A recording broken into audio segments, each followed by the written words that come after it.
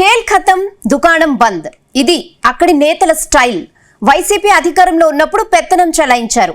పదవులు టికెట్ల కోసం ఎక్కడా లేని ప్రతాపాలను ప్రదర్శించి రాజకీయాలను రక్తి కట్టించారు. నియోజకవర్గాలకు గిరి గీసుకుని వర్గ పోరాటాలతో హోరెత్తిన నోళ్లు ఇప్పుడు గప్చుప్ అయిపోయాయి. ప్రతిపక్ష పార్టీగా పోరాటం చేయకుండానే అస్త్ర సన్యాసం చేస్తుంది ఎవరు? వీరులు అనుకుంటే ఉత్తర కుమారులుగా మిగిలిపోయారని క్యాడర్ ఎందుకు రగిలిపోతోంది?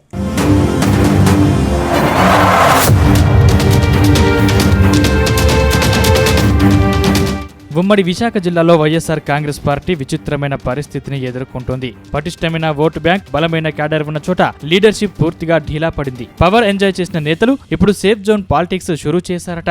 ఒకరిద్దరు మినహా మిగిలిన వాళ్లంతా లోపాయికారి వ్యవహారాలకు తెరతీయడం క్యాడర్లో అయోమయాన్ని సృష్టిస్తోంది.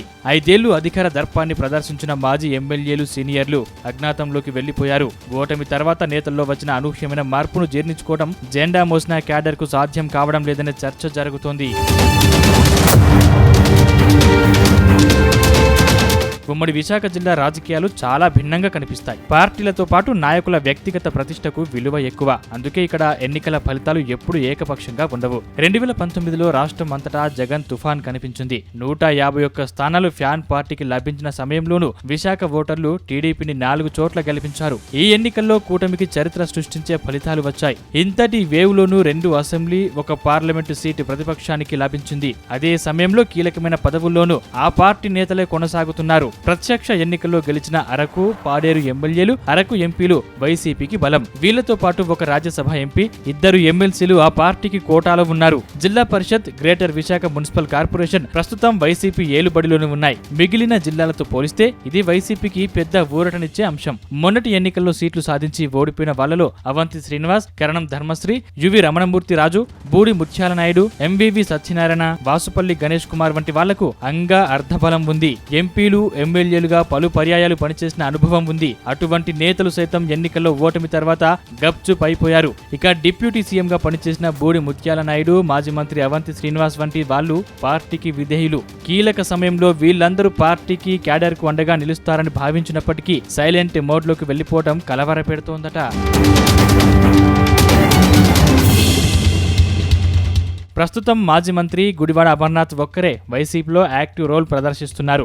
ఓటమి తర్వాత కారణాలపై విశ్లేషించిన, పార్టీ ఆఫీసుకు నోటీసులపై స్పందించిన, క్యాడర్ కు భరోసా కల్పించిన అమర్నాథ్ ఒక్కరే లీడ్ తీసుకోవాల్సి వస్తుంది. విశాఖ, అనకాపల్లి పార్టీ కార్యాలయాలు అక్రమ కట్టడాలని ప్రభుత్వం చెబుతుంటే వైసీపీ ముఖ్య నాయకత్వం కనీసం స్పందించలేదు. కూటమి చేస్తున్న ప్రచారాలను తిప్పికొట్టేందుకు నేతలు ముందుకు రావడం లేదు. ఇటువంటి పరిస్థితి గతంలో ఎన్నడూ చూడలేదని విశ్లేషకులు చెబుతున్నారు. వాస్తవానికి వైసీపీ అధికారంలో ఉన్నప్పుడు తెలుగుదేశం పార్టీ ముఖ్య నాయకత్వం తీవ్రమైన ప్రతికూల పరిస్థితులు ఎదుర్కొంది. ప్రస్తుత స్పీకర్ అయ్యన్న పాత్రుడు, తెలుగుదేశం పార్టీ రాష్ట్ర అధ్యక్షుడు పల్లా శ్రీనివాస్, హోంమంత్రి వంగలపూడి అనిత, సీనియర్ ఎమ్మెల్యేలు వెలగపూడి గణబాబు, గంట, బండారు సత్యనారాయణ మూర్తి వంటి వాళ్ళు బాధితులే. నేతల ఆస్తులు, ఇళ్ల అక్రమ నిర్మాణాల పేరుతో అప్పటి ప్రభుత్వం చర్యలు తీసుకుంది. కేసులు, అరెస్టులు వంటి అనేక పరిణామాలు చోటు చేసుకున్నాయి. కానీ టీడీపీ నాయకత్వం ఎక్కడా చెక్కు చెదరలేదు. 5 ఏళ్లు పోరాటం చేయడంతో పాటు క్షేత్రస్థాయిలో క్యాడర్ మనోధైర్యం దెబ్బతినకుండా జాగ్రత్త పాటించారు. ఫలితంగా టీడీపీ కార్యకర్తలు ధీటుగా ఎన్నికలను ఎదుర్కోగలిగారు. ఆశించిన దానికంటే జిల్లాలో అనూహ్యమైన రిజల్ట్ వచ్చింది. 2019 తర్వాత టీడీపీతో పోలిస్తే ఇప్పుడు వైసీపీ పరిస్థితి మరీ తీసుకొట్టుగా లేదు.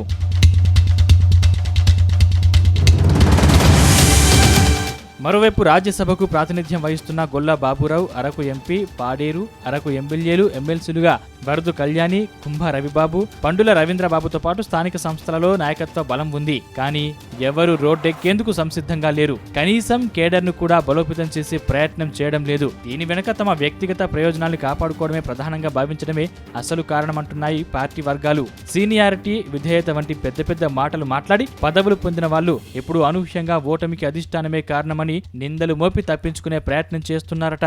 మరికొందరైతే ఆఫీసులు ఖాళీ చేసి దుకాణం మూసేయడం వంటి చర్యలకు దిగారట. ఈ పరిణామాలు క్యాడర్ ను మరింత నైరాశ్యంలోకి నెట్టేస్తున్నాయని సీనియర్లు ఆందోళన చెందుతున్నారు. ఈ పరిస్థితికి అధినాయకత్వం తప్పు ఉందనే ఆవేదన వ్యక్తమవుతోంది. వ్యాపారస్తులకు, పార్ట్ టైం పొలిటీషియన్లకు అవకాశాలు కల్పించడం అసలు ముప్పుగా భావిస్తున్నారట. గెలిస్తే పదవులు ఎంజాయ్ చేయడం, ఓడిపోతే పాలయానం చిత్తగించే వాళ్లకు ప్రాధాన్యత ఇవ్వడమే కారణంగా చెప్పుకుంటున్నారు.